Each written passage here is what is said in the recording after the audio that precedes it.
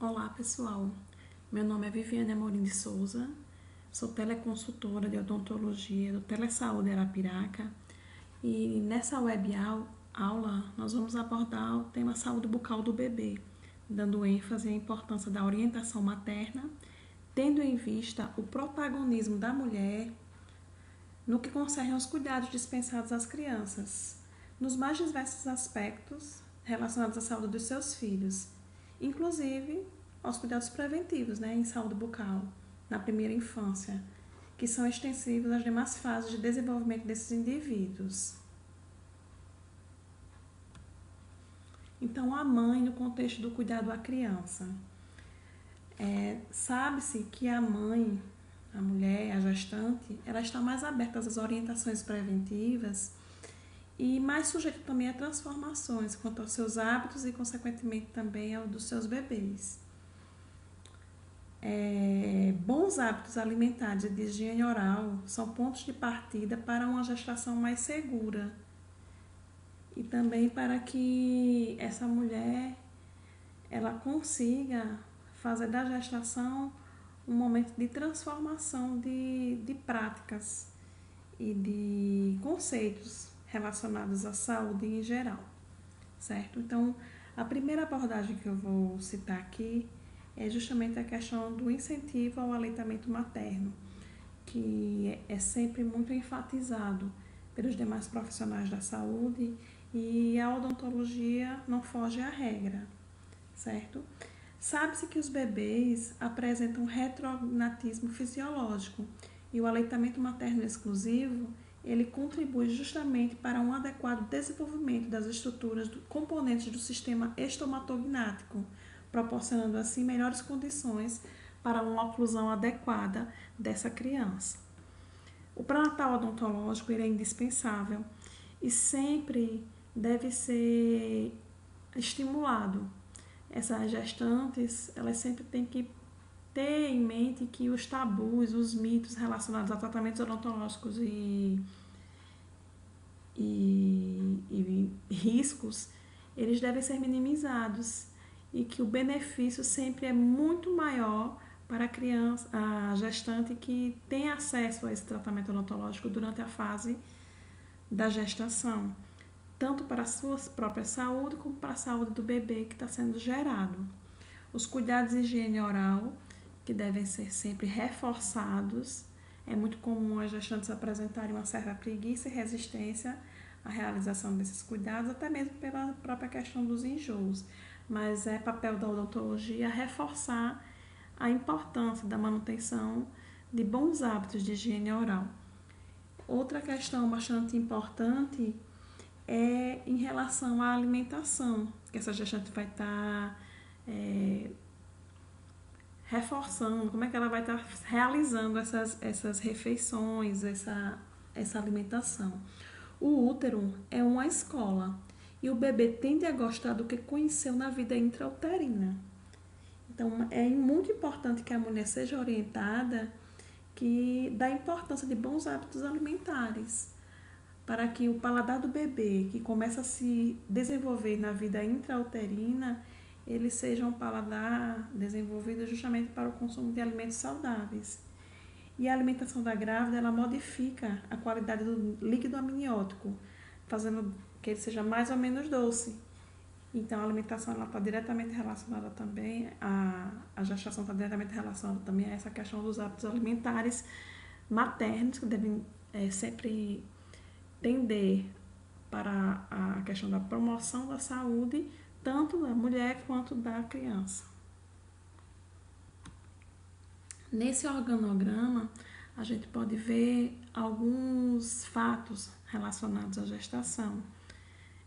Os enjoos e vômitos são uma constante na vida das gestantes.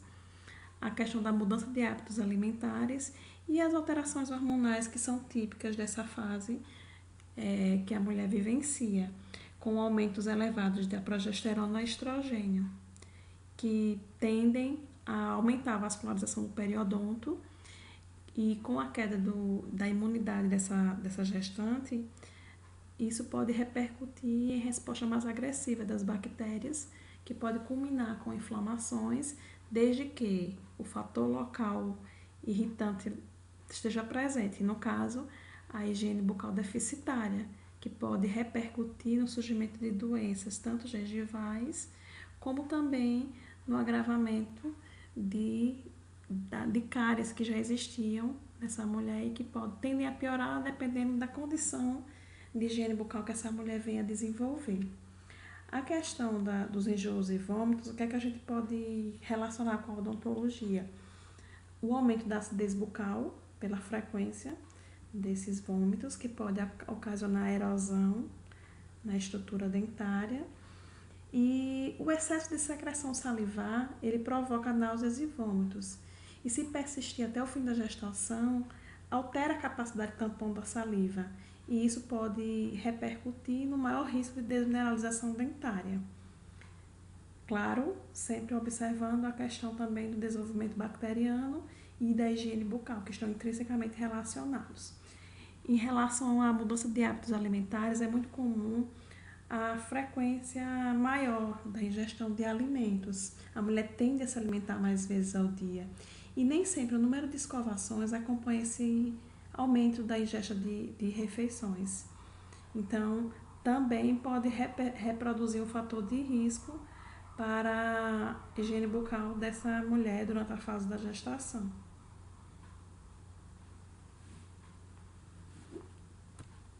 Então, o pré-natal odontológico, dentro desse conceito, ele é o fundamental, tanto por propiciar um ambiente de auxílio da mulher na questão dos cuidados relacionados à higiene bucal, como também as motivações da gestante, né? Que nesse momento estão todas voltadas às preparações para a chegada do bebê, e o dentista ele tem que ter esse feeling de perceber como ele pode se aproveitar desse momento para realmente disseminar o maior número de informações para essa mulher, para essa mãe, né, que está bastante apta à recepção desses conceitos. Então, nesse período, a gente sente muita indisposição e preguiça, e algumas realmente tendem a deixar de lado a escovação. Então, é papel do dentista realmente incentivar, funcionar como um aliado nesse momento que a sua paciente está vivenciando, e sempre reforçando que a saúde do bebê começa pela saúde da própria mãe. E que o pré-natal odontológico ele é indispensável e fundamental. Vamos falar um pouquinho agora sobre a erupção dentária, os sinais e sintomas que são bastante característicos e bastante discutidos pelas mães, é motivo de muitas dúvidas quando acontecem alguns tipos de sintomas nas crianças. Em primeiro lugar, vamos esclarecer que a erupção dentária é o período em que o dente aparece na cavidade bucal. Já a erupção dentária é conceituada como todo o processo que se inicia na odontogênese e passa também pela fase da erupção na cavidade bucal. E quando o dente chega finalmente à posição final de oclusão, exercendo assim a sua função. Diversas alterações locais e sistêmicas têm sido relatadas como manifestações associadas à erupção dental. Porém, o que ocorre é o que, na fase da erupção dos dentes, a criança apresenta uma menor resistência e uma maior susceptibilidade a doenças e infecções, o que pode explicar uma coincidência que acontece entre a erupção dos dentes descidos e os sintomas gerais. Aumento de temperatura, tosse, coriza, apatia, aumento da salivação, perturbações gastrointestinais, irritabilidade, inapetência, diminuição e alteração do sono, ocorrem devido a uma instabilidade fisiológica muito característica nessa fase. O bebê tende a modificar muito o seu comportamento, ficar em muitas situações agitado, irritado, impaciente, e isso está relacionado justamente às alterações do sono, que passa a ser constantemente interrompido devido à dor e ao incômodo. Essa é uma das manifestações mais observadas na fase de erupção dos dentes descidos. A coceira gengival também é bastante característico. A criança realmente tende a ficar muito tempo com as mãos na boca.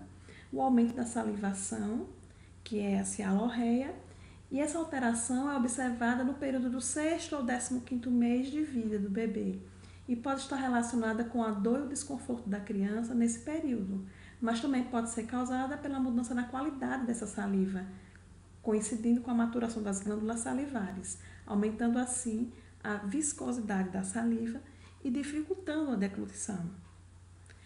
A elevação da temperatura corpórea, um estado febril, é o segundo sintoma que é mais relatado pelos pais durante a erupção dentária. Alguns autores afirmam que um estado febril pode muitas vezes ser verificado nesses bebês nesta fase. A coriza também é um dos sintomas que tende a acontecer em alguns bebês. A falta de apetite, como a gente já descreveu. O hábito de levar objetos à boca, inclusive as mãos, até mesmo os pés, coincide a fase do desenvolvimento infantil em que a criança está fazendo o reconhecimento dos membros. E aí, esse hábito de levar objetos à boca pode levar à contaminação e a quadros diarreicos que podem se instalar. A imunidade da criança já está alterada e a colocação desses objetos à boca facilita o risco maior de ingestão de micro-organismos patogênicos, certo? Então, não é a erupção dentária que vai causar diarreia, mas sim todas essas circunstâncias envolvidas.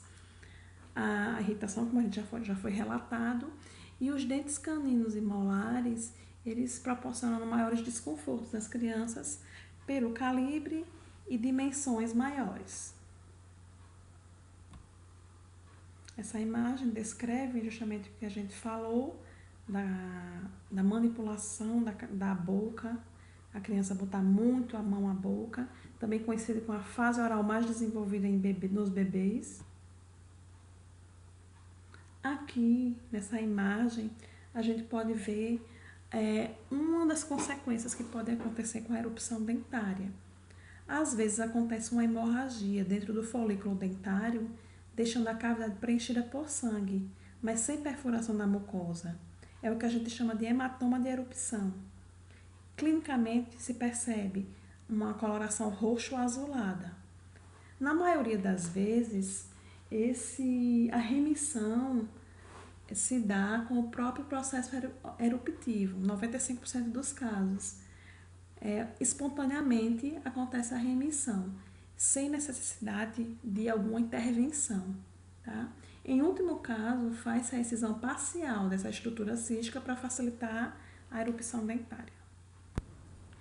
Nesse slide, a gente pode visualizar a doença mão-pé-boca e erupções cutâneas que podem acometer regiões adjacentes à cavidade bucal externamente, né, à boca. São muito comum aparecer essas lesões, principalmente pelo excesso de salivação, quando a mãe não tem o cuidado de estar enxugando essa saliva em excesso, e a própria saliva pode agir como um irritante local. Já a doença mão-pé-boca é uma infecção viral causada pelo vírus Coxsackie.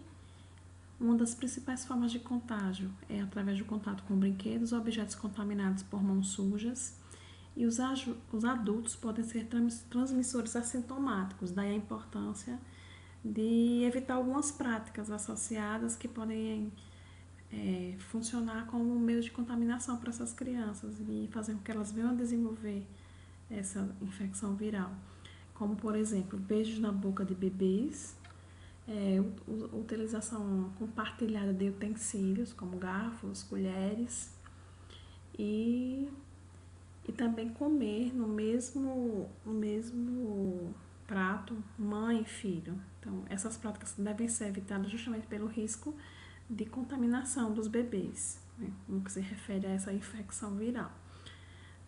O que acontece é que o tratamento da doença mão-pé-boca ele é sintomático. Ele consiste no controle dos sintomas e uma hidratação constante dessa criança. A criança ela pode vir a se agravar ao quadro clínico e ela precisa ser internada se essa desidratação ela se exacerbar. Quanto ao tratamento de lesões extraorais, pode-se usar antihistamínicos e no caso das lesões orais que venham a acontecer, uso de corticoide em hora base. Em caso de infecção das bolhas, é necessário agir com antibiótico-terapia se houver um comprometimento sistêmico também associado.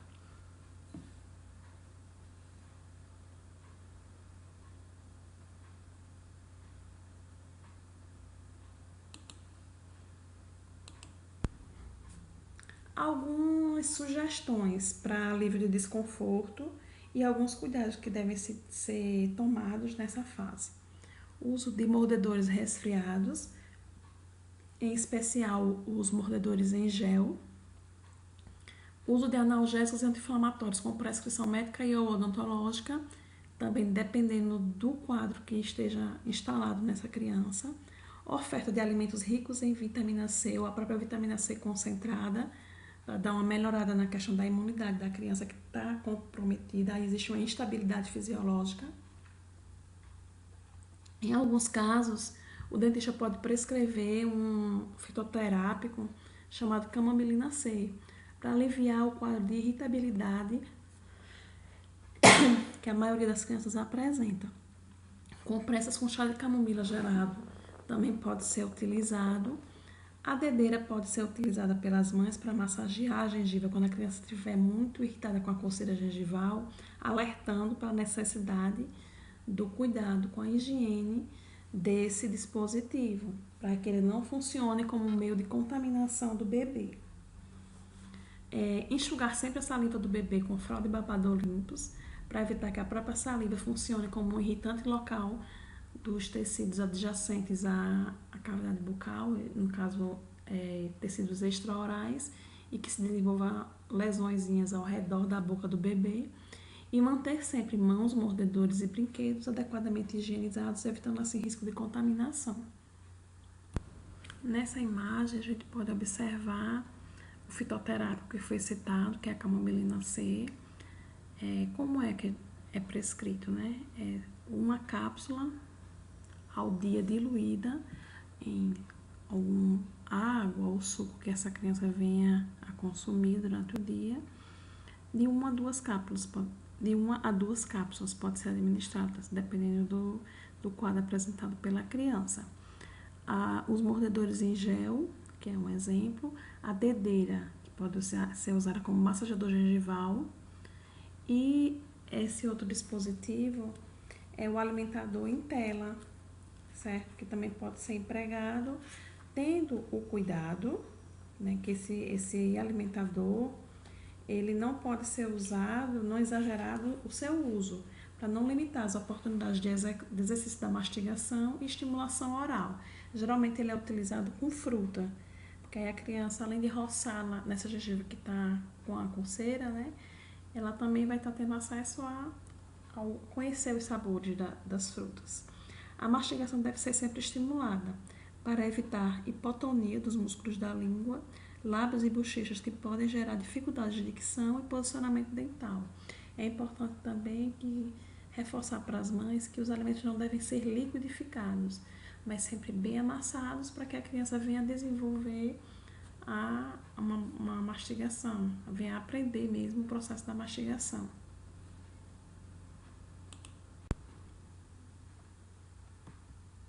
Então, atenção!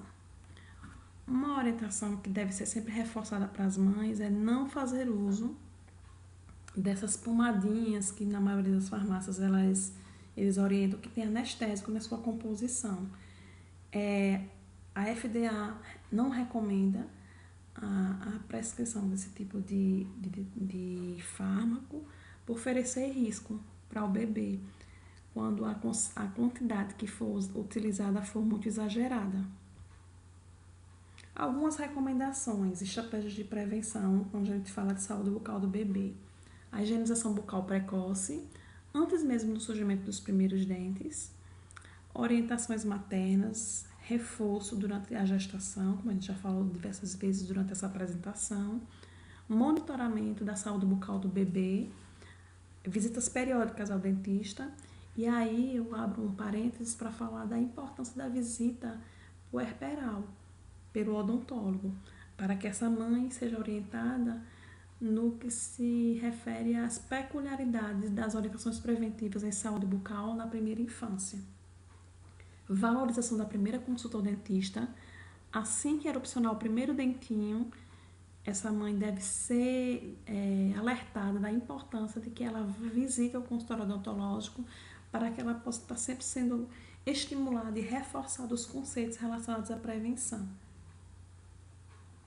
Evitar, principalmente nos 2 primeiros anos de vida do bebê, a oferta dos alimentos açucarados, tendo em vista que o próprio Ministério da Saúde preconiza que a criança de até 2 anos de idade não façam uso de alimentos açucarados, porque sabe-se que a incidência de abandono da alimentação saudável quando a administração de açúcares é implementada na dieta é muito grande.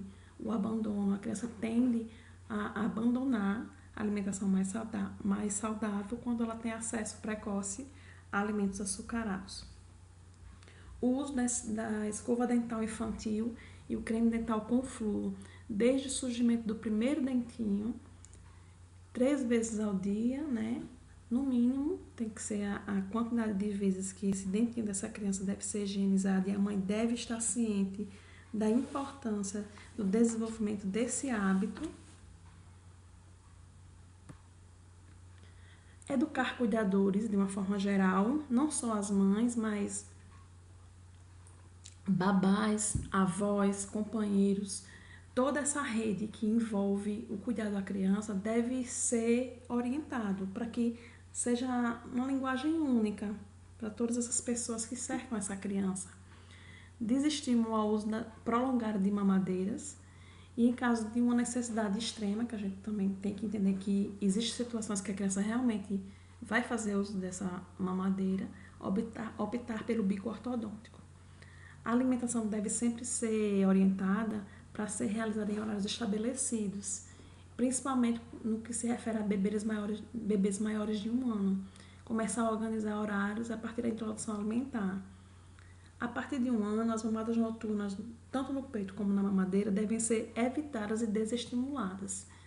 Evitar aquelas velhas práticas de acordar o bebê para comer de madrugada, quando esse bebê já tem uma introdução alimentar instalada.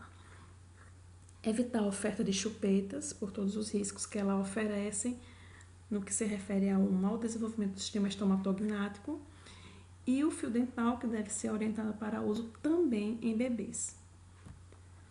Então, algumas imagens aqui que a gente coloca no que se refere à importância do exemplo, né? A criança tende a visualizar na mãe e no pai os heróis e que eles tendem a imitar. Então, a importância dessa mãe estar ciente que ela deve ser o exemplo.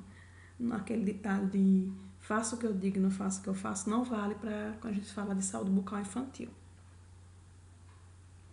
A importância da escovação, a quantidade de creme dental que deve ser empregado, né? Jamais aquele que é reforçado nas propagandas e na mídia, mas sempre ter o cuidado de ter o controle da quantidade de creme dental que vai ser empregado para a higiene dessas bebês.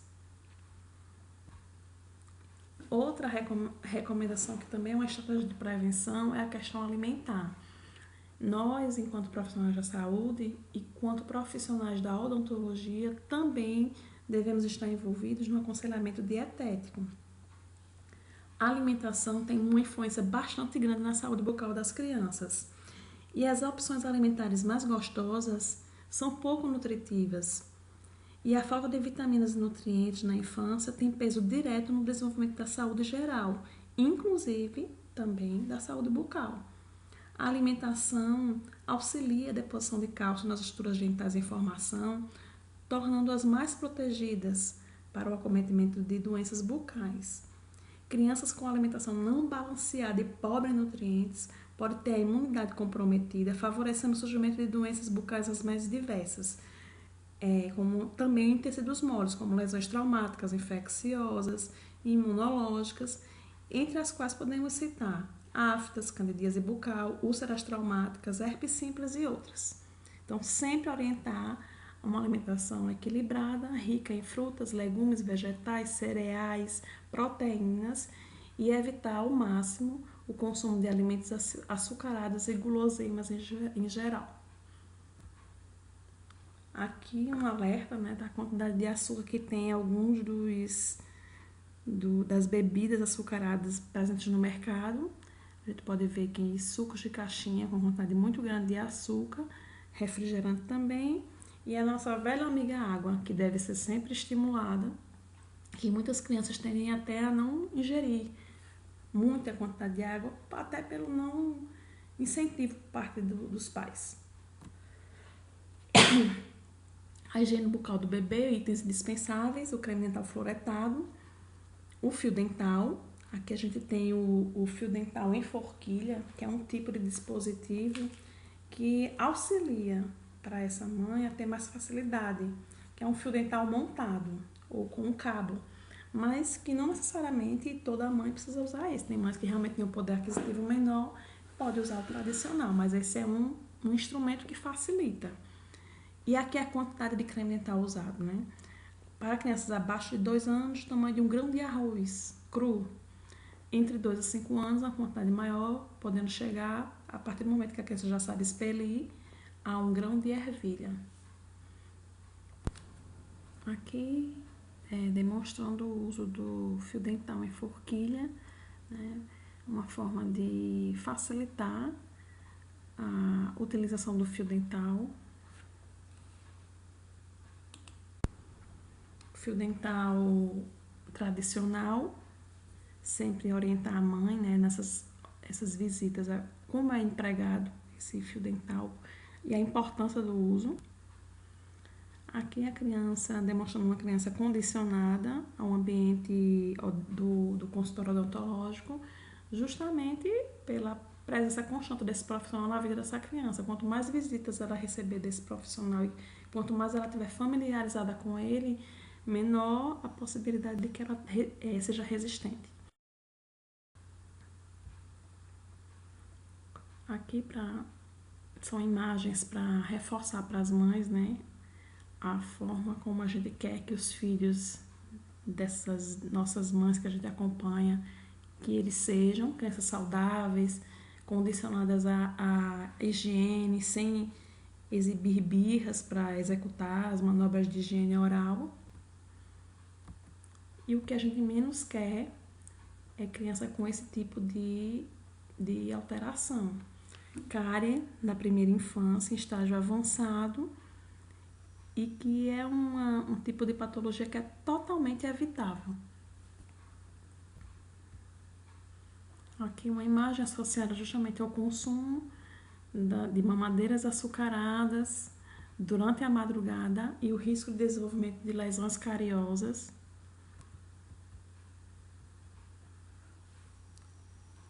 Aqui é a candidíase bucal, criança resistente ao tratamento odontológico, né, que a gente encontra em muitas situações. Bebês com quadro álgico severo. E no caso da candidíase, mães que amamentam, elas devem evitar uma dieta rica em sacarose, pois existem estudos que apontam uma maior incidência de candidíase em bebês amamentados por mães com consumo exacerbado de açúcar. Então, a importância é bastante grande, né, da mãe em todo esse processo, como protagonista, como já foi falado, dos cuidados preventivos em saúde bucal dispensados aos seus filhos.